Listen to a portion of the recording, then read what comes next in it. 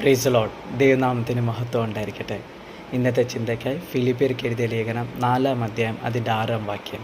ഒന്നിനെക്കുറിച്ച് വിചാരപ്പെടല്, എല്ലാറ്റിലും പ്രാർത്ഥനയാലും അപേക്ഷയാലും നിൻ്റെ ആവശ്യങ്ങൾ ദൈവത്തോട് സ്തോത്രത്തോടെ അറിയിക്കുക എത്ര വേണ്ടിയത്. ഒന്നിനെക്കുറിച്ച് വിചാരപ്പെടല്, ബി ആങ്ഷ്യസ് ഫോർ നത്തിങ്. നമ്മുടെ പാസ്റ്റ് ആകട്ടെ, നമ്മുടെ ഫ്യൂച്ചർ ആകട്ടെ, അല്ലെങ്കിൽ ഇന്നത്തെ ദിവസത്തെക്കുറിച്ചാകട്ടെ, നമ്മളൊന്നും ചിന്തിക്കരുത്.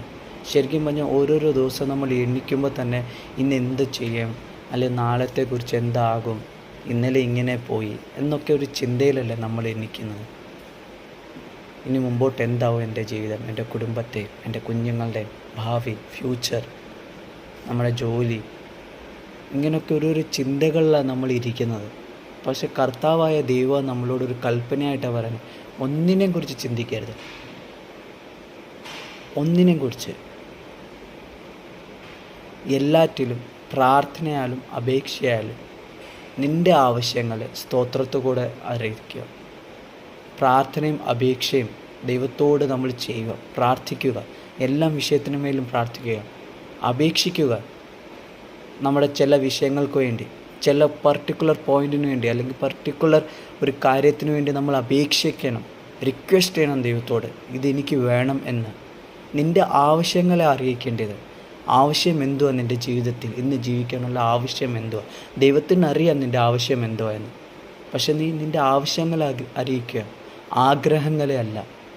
ദൈവം ആഗ്രഹങ്ങളെ നടത്തി തരുമെന്നല്ല.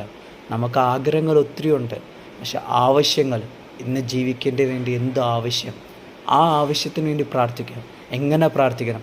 സ്തോത്രത്തോട് നന്ദിയോടെയും പ്രാർത്ഥിക്കുക.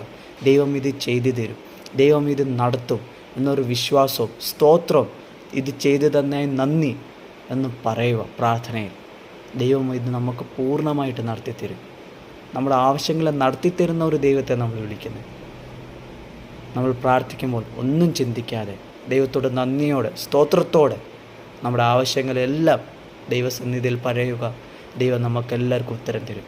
ഈ വചനങ്ങളാൽ ദൈവം നിങ്ങളെ അനുഗ്രഹിക്കുമാറാട്ടെ. ആമേൻ.